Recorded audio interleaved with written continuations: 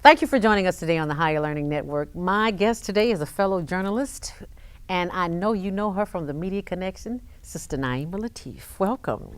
Well, thank you so much for having me today. And thank you for joining us today.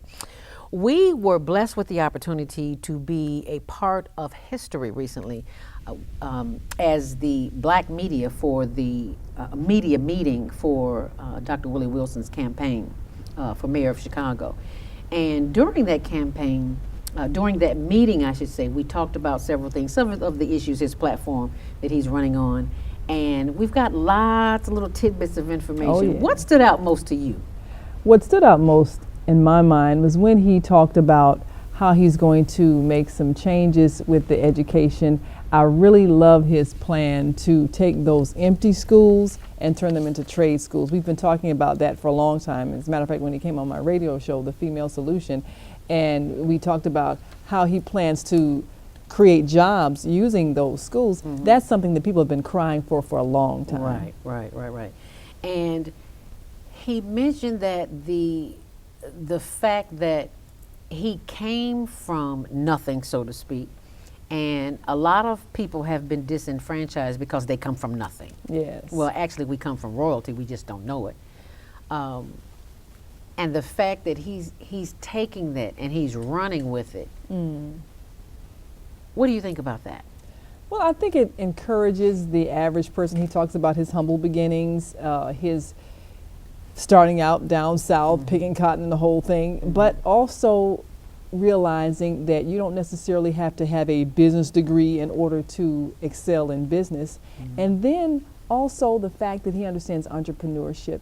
And that's really what's lacking, I think, in our community. People that take an idea and are willing to work hard and make the right connections and then develop a successful business. So I think he can show young men and women that it's doable, and you don't have to necessarily come from wealthy families or anything like that.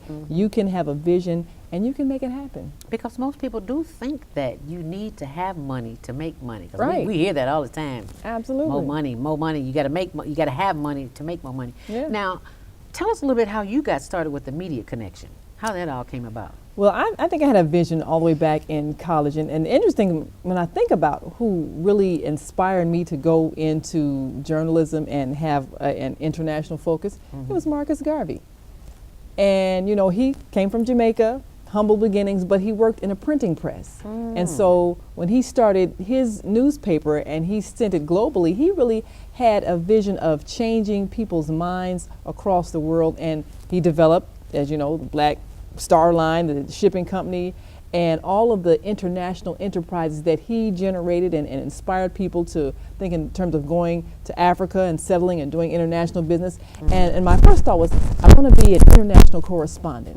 And then I realized what I really want to do is have my own business. I want to be the one who makes the decisions.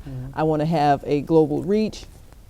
And I want to also influence people on issues and topics of ethics, morals, values, and things like that to make our world a better place. So that was kind of my first inspiration. The other one was Dr. King. When I think I was 8 years old, I saw his "I Have a Dream" speech, which, you know, I guess that kind of ages me, you know, how old I am. Okay. But We're here.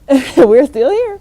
But seeing the power of speech and knowing that just with your words you can inspire people and you can motivate people. And I was just fascinated with his ability to excite people using diction and words and articulation. So those two people really, I guess, excited my mind in terms of being able to learn how to speak and then get into the business of communication. Now, what do you mean when you say the business of communication? Well, as you know, communication is a business. And, you know, people pay us to talk. Whether we're talking on television, on radio, or lecturing, people pay us to talk. So that means you need to have something to say, which means you have to have something in your head. And then and then you have to know how to express it. And most people, when you think in terms of some of our great leaders and elected officials, they've been elected because they could express ideas. And so I realized the importance of persuasive speech and how people will tend to not question you if you speak well if you're on television or on radio, and we know some of the Oprah Winfrey and other great journalistic figures who have become voices of credibility just because they know how to talk and they know how to say the things that people can relate to. Right, and they can speak well. Yes. They have the command of the English language. Now, this is an issue that I've noticed in Dr. Wilson, is that he is not a great orator, but he speaks from the heart. What would you say to someone who might think that he would not be a good mayor because he does not have the command of the English language as some do? Well, I think that is something that has to be addressed openly, because we as a people, we speak in a dialect. Yes, and we do. it comes from a combination of our southern roots. It comes from the African languages that we speak or have spoken. And so there are ways that we pronounce words that come from those ancient African languages that we were speaking when we came here. So it kind of merged with English, and many of the Europeans who came here from Ireland and other places, their pronunciation of words. So all of that kind of got meshed into what we know as an African American dialect that's very much influenced by our roots.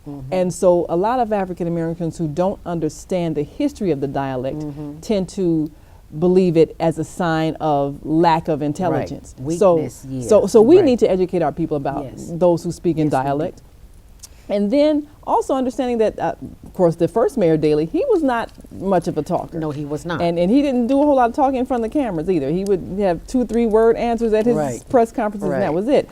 So he knew that was not his strong point. But one thing I admire about Dr. Willie Wilson is that he will speak, even though he does have the African American dialect, the Southern dialect. But as you say, he speaks from the heart. And so because he's very successful in his businesses, that also lets us understand that intelligence is not measured by your dialect, but when you are a man of integrity and honesty and truth, people respect that and they can feel that. So I think that if he addresses that head on and says, yes, I do reflect my Southern roots, but also I have multi-million-dollar businesses, I employ people, I give charity, I set an example of a good citizen, and then people can understand that, and they can realize that his intelligence is not so much how he pronounces words, but what he's saying from What's the heart. in his heart. It supersedes everything. Absolutely. And the fact that you mentioned dialect is because one of the things that I've noticed is that we say things that in corporate America, it may not be very receptive. Like a good instance is we will say you be, we be, I be, you be, they be. And I discovered that came from the Gullah language, the Gullah dialect. Which actually came from the African language. Right. There are forms of speech that has to do with the way we express the state of being. And if you translate directly, as a matter of fact, I have a friend who right now he's living in Ghana, and he's working on a book from African to Black English in terms of helping us understand how we express that form to be. You know, yeah, I be going here. Well, that means that I do it all the time. So if you understand, and we understand what we mean when we say that. We understand it. Other people just don't. So it comes from the translation of the direct one language to another, and how you would use the verb form to indicate what you're saying. What is your state of being? I'm talking about this is something that I do all the time, as opposed to, you know, I went there. Well, I be going there all the time, which means I do it all the time. And so we had to make adjustments when we don't really actually have that form of the word in this language, and which happens all the time. Every language does that. Every day, all day. I remember when I first started working in corporate America, and especially in radio, I would feel kind of out of sorts because I'd go home in the hood, I talk like this and yo and what have you, and then I get in corporate America and I speak the so-called the Queen's English. We're all bilingual. Bilingual, good word. I love that. It doesn't have to do with another language, so to speak, but the so-called broken English. You speak your dialect among your people. Everybody does that. I had a not a voice instructor in college. Gosh, I'll say dialect instructor for lack of a better word, speech therapist. Yes. And her name was Dr. Sherry Berger. She's still living, Dr. Sherry Berger. Kudos.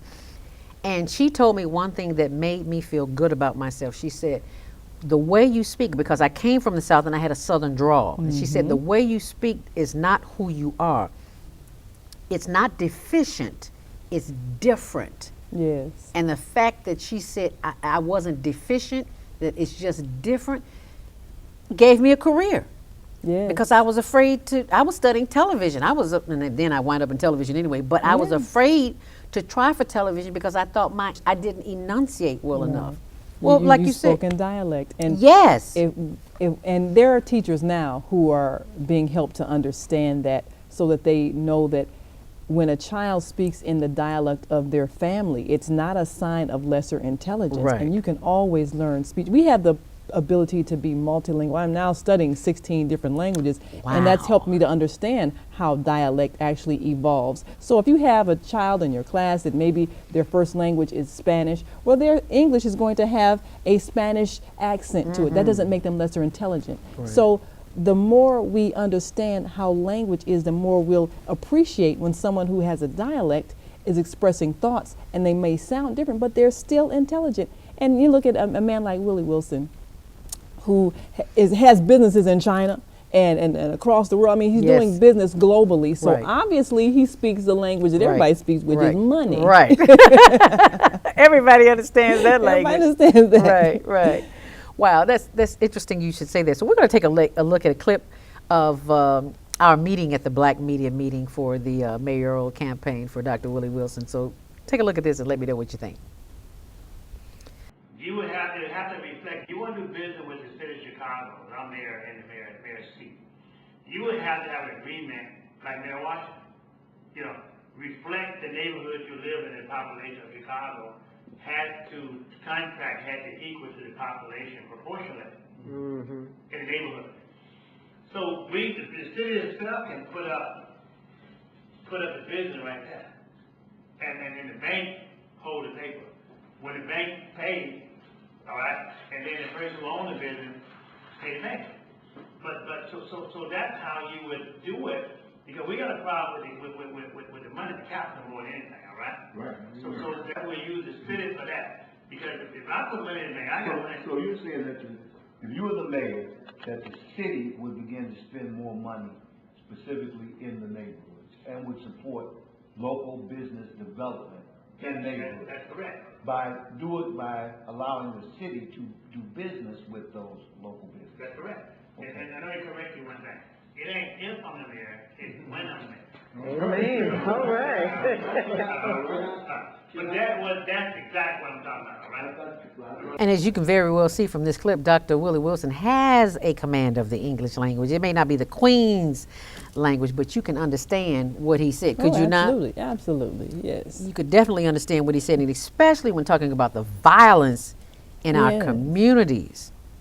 How has the violence that you see affected your well-being and your business as a journalist in the community? Because you also went down to Ferguson too. Yes, yes. And I don't know a lot of independent journalists who went down there. Most of them went because their station sent them.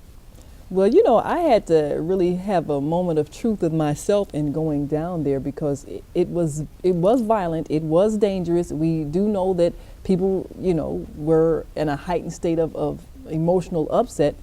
And going there, I had to really think, what would happen if I were to accidentally get shot? You know, even if it was accidental, still, you know, I'm dead. How will I deal with that?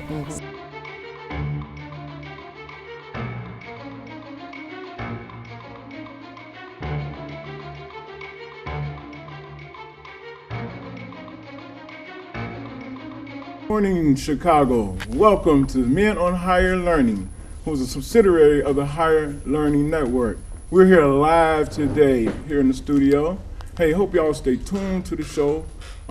Today's show is being sponsored by Zelda Robinson's Communications, home of inspiration and information. There's information on how to get free grant money for poets, artists, ex-offenders, churches, and much, much more. Also, today's show has been sponsored by who? iTex. iTex. And we're recording live here today at the Higher Learning Network. Thank you so much for joining us. I had to put on my little helpers here. You can catch us on Ustream if you like, ustream.tv, or this is the correct address, http ustre.am/GPQL, or just go to the higherlearningnetwork.org. And you can also, y'all can call in. Anyone who wants to call in, you can call in since we're live today, 312-738-1847.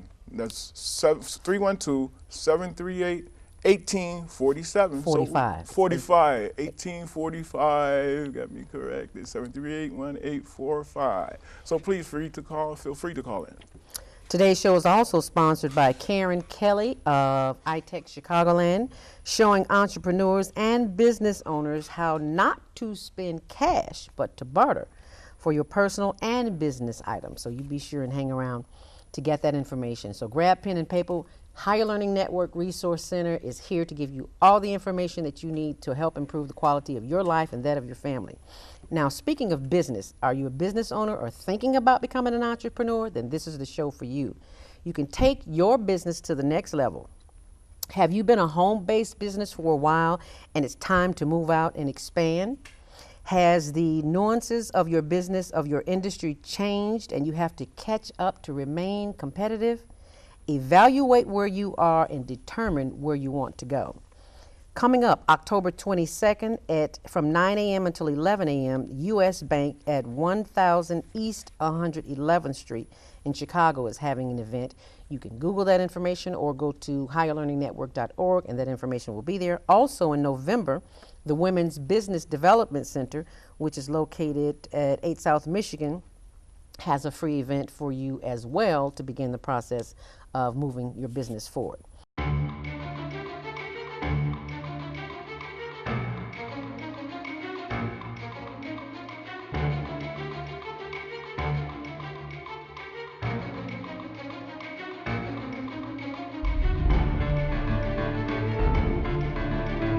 Hi, my name is Dr. Willie Wilson, and you're watching Higher Learning Network.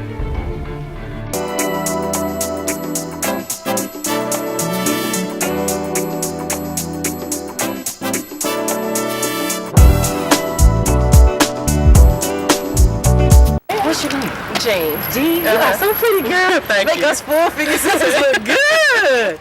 So why are you here today? What brought you here? Actually, I come out here a lot for book signings, but I Okay. really liked her book. I read it. It was encouraging or whatever. You read it already? Yeah, Oh, I my got it a few goodness. weeks ago. So. Okay. Have you read Shalom's books, Inspirational Conversations, 365 Days of Empowerment? Comes on Troy Tyler every day at 10:45. Was Zelda Robinson? Yeah. Yeah, I Have you sure read have. that? Yeah, it's on my Good for you. bookshelf. Is Yeah. it really? Yeah. Where'd you get it from? Afrocentric Did you? downtown. Good for you. Uh-huh. I'm going to introduce you to her when we Okay. get in here, okay? Great. Yeah, That's okay. good. So let's come on in. We're going to see Monique. Us big girls, you know, we got our own fan club. By the way, have you ever met Zelda? Do you know who she is? No, I've never met her. You're talking to her. Get out of here. Yeah. Are you inspirational conversation with Yeah, Zelda? you see I got my book, girl. Let me get a shake hand. Hey, Come how on, are sister you? girl. Okay. We're going to have some fun, girl. Okay. You know, she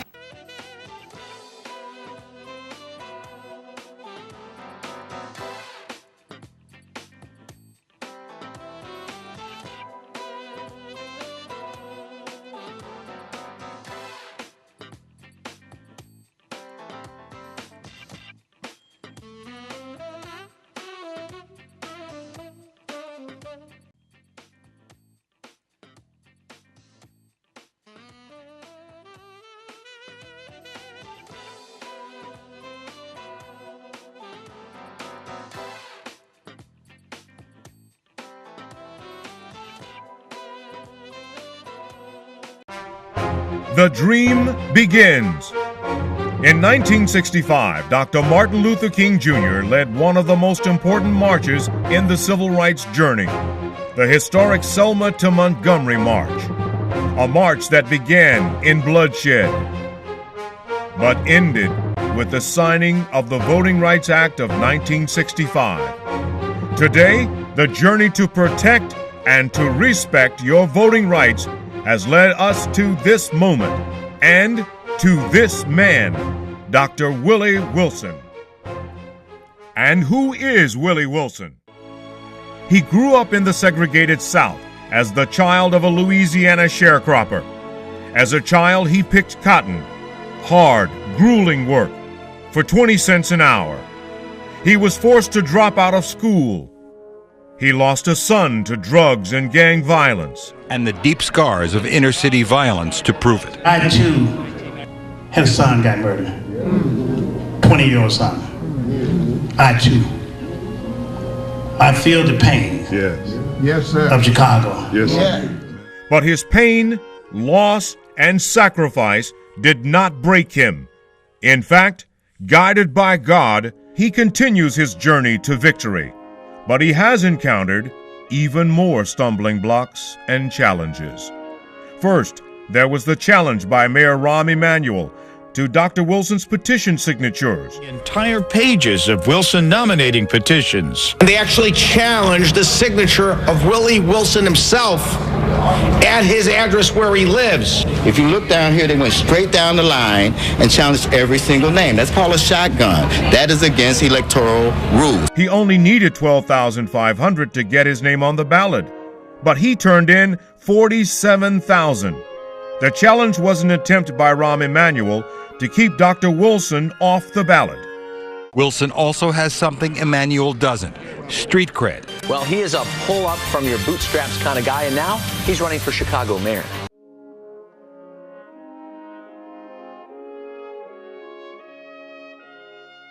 Mayor Emanuel's re-election campaign is dropping its challenge to the petitions filed by businessman Willie Wilson. Chicago mayoral candidate Willie Wilson celebrates the official end of a push to keep him off the ballot. Wilson and his supporters appeared before the Board of Elections, which recommended granting his petitions to run for mayor next year. The hearing comes 2 days after Mayor Rahm Emanuel dropped his challenge to those signatures. Chicago mayoral candidate Willie Wilson says Mayor Rahm Emanuel's decision to drop his challenge of petitions against him is a Christmas gift. Because of Mayor Emanuel's petition challenge, Dr. Wilson has been forced to quickly organize his campaign. To show how serious he is about winning this election, Dr. Wilson loaned his campaign $1 million by writing a check from his personal account to his campaign account. Dr. Wilson needs you. For Dr. Willie Wilson to get elected, he needs you to volunteer today, right now. Be part of this historic campaign for mayor of the city of Chicago. Get involved. Support Dr. Willie Wilson's campaign for mayor with your time, your energy. We want you to volunteer right now to help Dr. Willie Wilson finish his journey to victory and to make this dream a reality. Will you join us as we renew the dream in 2015?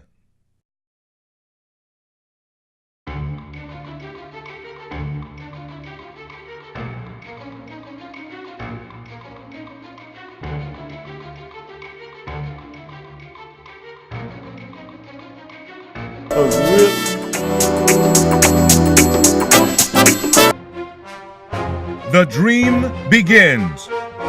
In 1965, Dr. Martin Luther King Jr. led one of the most important marches in the civil rights journey, the historic Selma to Montgomery March, a march that began in bloodshed, but ended with the signing of the Voting Rights Act of 1965. Today, the journey to protect and to respect your voting rights has led us to this moment and to this man, Dr. Willie Wilson. And who is Willie Wilson? He grew up in the segregated South as the child of a Louisiana sharecropper. As a child, he picked cotton, hard, grueling work, for 20 cents an hour. He was forced to drop out of school. He lost a son to drugs and gang violence. And the deep scars of inner city violence to prove it. I too had a son got murdered. 20-year-old son. I too. I feel the pain. Yes. Yes, sir. Of Chicago. Yes, sir. But his pain, loss, and sacrifice did not break him. In fact, guided by God, he continues his journey to victory. But he has encountered even more stumbling blocks and challenges. First, there was the challenge by Mayor Rahm Emanuel to Dr. Wilson's petition signatures. Entire pages of Wilson nominating petitions. They actually challenged the signature of Willie Wilson himself at his address where he lives. If you look down here, they went straight down the line and challenged every single name. That's called a shotgun. That is against electoral rules. He only needed 12,500 to get his name on the ballot, but he turned in 47,000. The challenge was an attempt by Rahm Emanuel to keep Dr. Wilson off the ballot. Wilson also has something Emanuel doesn't: street cred. Well, he is a pull-up from your bootstraps kind of guy, and now he's running for Chicago mayor.